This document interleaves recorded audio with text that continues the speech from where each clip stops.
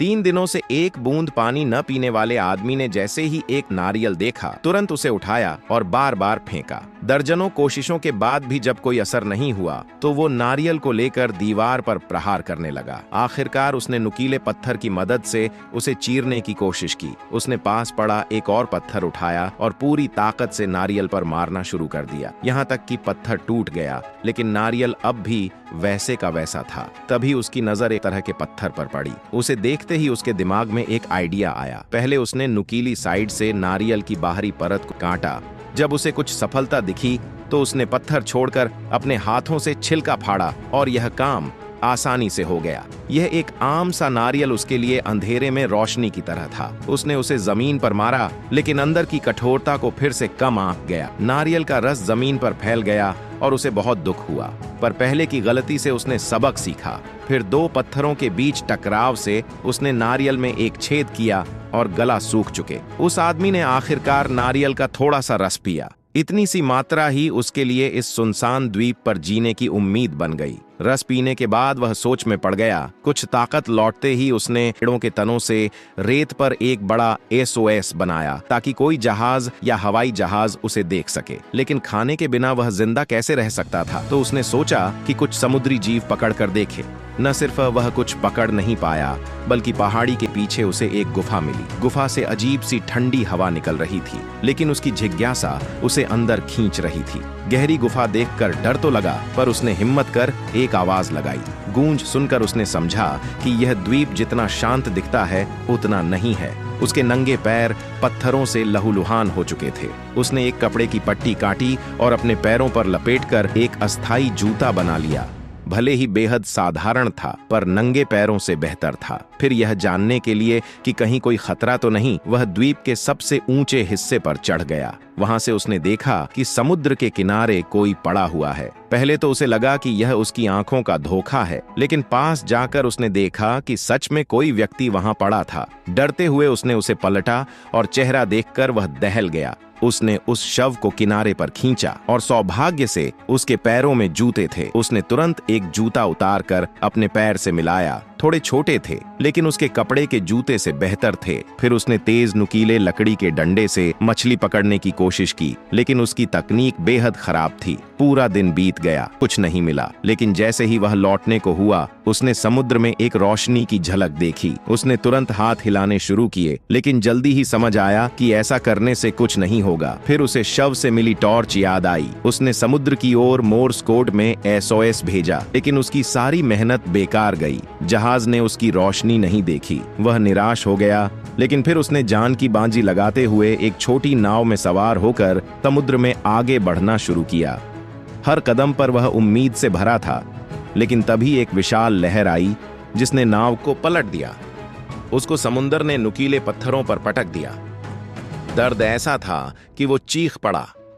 आखिर में वह थककर वापस द्वीप लौट आया। और फिर एक और मुसीबत।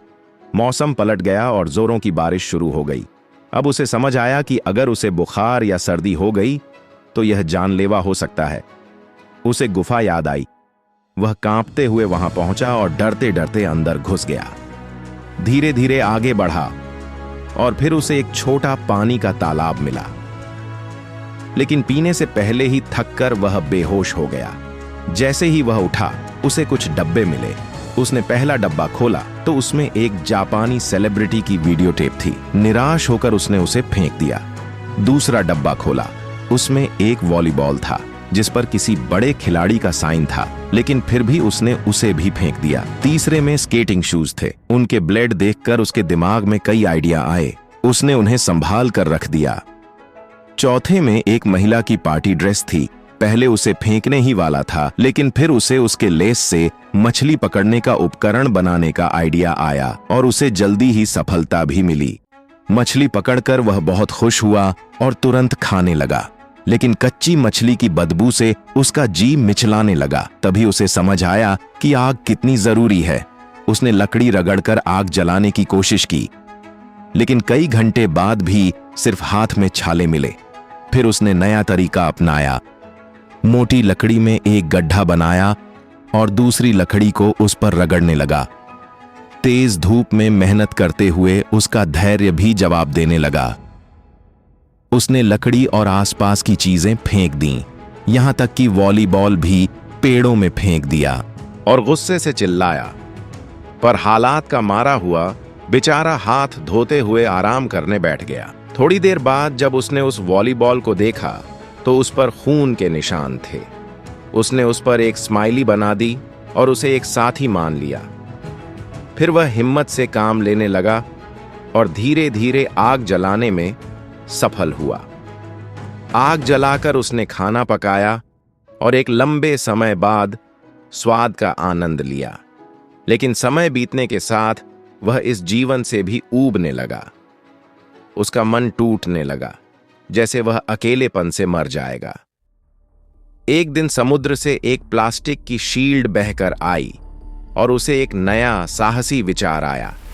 अगर सफल होता तो वह इस द्वीप से निकल सकता था। उसने स्केटिंग शूज से बनी कुल्हाड़ी से एक नारियल का पेड़ काटा, उसकी छाल से रस्सियां बनाई और लकड़ियों से एक बेड़ा बना लिया। सब कुछ तैयार होने के बाद उसने एक तूफानी दिन चुना और बेड़े को समुद्र में उतार दिया। बड़ी बड़ी लहरों से लड़ते हुए उसने पूरी ताकत से चप्पू चलाया। एक बड़ी लहर आई, लेकिन उसने प्लास्टिक शील्ड का इस्तेमाल किया और उसे लहर को रोका, पर समुद्र को वह फिर से कम आंक गया था। मौसम ने पलटी मारी और लहरों ने उसका बेड़ा चकनाचूर कर दिया। थका हारा आदमी बेड़े पर लेट गया, पूरी तरह से टूटा हुआ और लहरों के सहारे बहता चला गया। फिर भी हिम्मत करते हुए आगे बढ़ने के लिए वह ठान चुका था, क्योंकि अभी इस परिस्थिति में उसके पास और कोई चारा भी नहीं था। वह समुद्र की लाख कोशिशों के बाद तूफान और आंधी के साथ पूरी रात लड़ता हुआ अगली सुबह देख पाया। वह बहुत थका हुआ था, पर उसका मेहनत रंग लाया और एक बड़ा जहाज आते हुए आखिरकार उसकी जीत हुई।